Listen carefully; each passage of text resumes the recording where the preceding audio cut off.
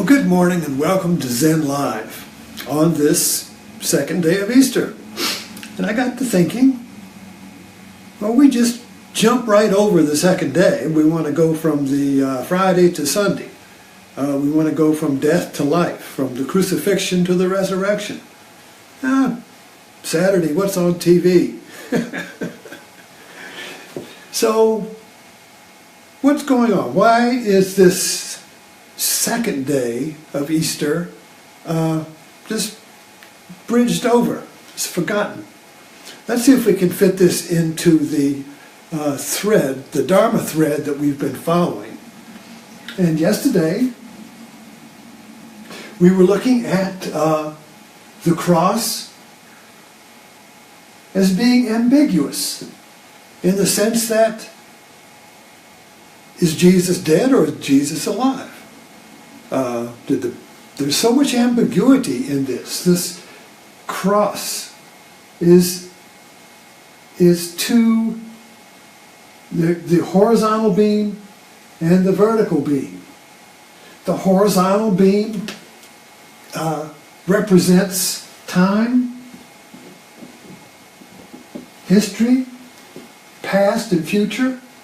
The vertical beam represents now. This is ambiguous. Is Jesus in the past, in the future, or is Jesus now? We don't know. It's ambiguous, either this or that. If you say it's one, somebody else will say, no, it's not that, it's the other. If you say it's the other, somebody will say, no, it's not that, it's the other. Back and forth. There's an oscillation. That's what ambiguity means. Ambiguity means there are two choices, each of which is valid, but yet they're mutually dependent. So you can't separate them. It's like the inside of the cup and the outside of the cup. Now each is different. The inside is different from the outside. The outside is different from the inside. But you can't separate them. So which is it? What is the one cup? Is it the inside? If you say the whole cup is just the inside, you'll be wrong. If you say the cup is just the outside, you'd be wrong. Now the cup is one, so you have to choose. Which is it? You either choose or I'll hit you with it. This is the way Zen works. Zen is a forced crisis of ambiguity in the consciousness, which forces you to leap out of it to a new wholeness, to a resurrection. So the ambiguity is like a death, but it can go that way to violence, or it can go to a resurrection of a single idea that's been born that resolves and contains the ambiguity. Like a battery contains the positive and negative forces. The battery has energy available. The battery has energy you can turn on your flashlight with. You see, so when you can contain the ambiguity, you generate creativity, energy, because the two forces are generating energy that you can use or blow up yourself. You see, either the way, you're going to nuclear, since we're thinking about this lately, but nuclear reaction is the containment of opposite forces. And it can either make a bomb and blow everything up, or it can make a nuclear generator that makes power. You see, either blow everything up or create power for use, creative power. So we're kind of like looking at the cross as that ambiguity which creates so much conflict in religion because people can't choose one side or the other. They can't find a way to contain the ambiguity so it becomes creative in my life, in your life. You know, if you know what we're all interested in is liberating energy for love and creativity. And if that energy is not liberated, it becomes destructive. It becomes a vicious circle of stress. Can't get out. The microphone up against the amplifier.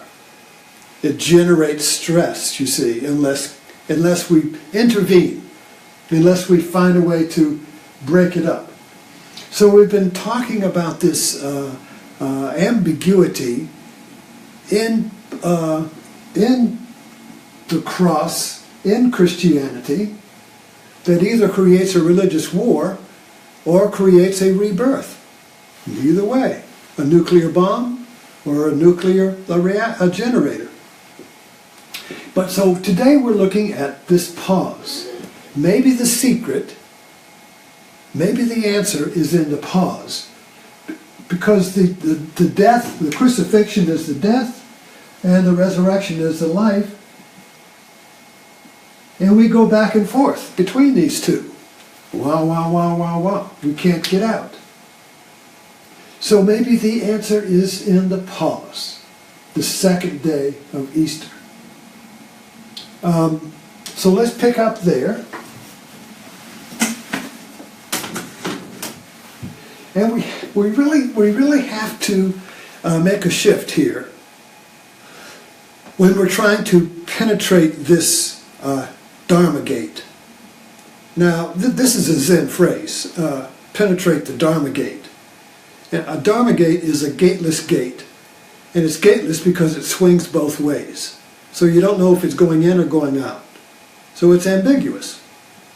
You see, normally we say a gate is you can go through the gate, but if it's a Dharma gate, it's a revolving door in the hotel. Remember those? So you go through one, and you come out where you started. Wait a minute, I just started here. I go back in, and wait a minute, I just started here. So you keep going around and around and around. You keep coming back. That's the gateless gate. That's ambiguous. The inside and the outside are one. You see? So in the gateless gate, the inside of the cup and the outside of the cup are one. But so we need to. So the gateless gate is the second day. So let's. Where can we start here? Okay. So we're looking at. The shift has to be so. Instead of looking at the mystery of the cross and the resurrection objectively, like it's in history or it's a story, you see, that's objective. It's not about me, it's about this story, you see. But the shift comes when it's about me. So where is my gateless gate? How do I penetrate the ambiguity of my life? How do I contain the ambiguity so that it becomes creative and so that I can recreate myself instead of looking for the promised land tomorrow.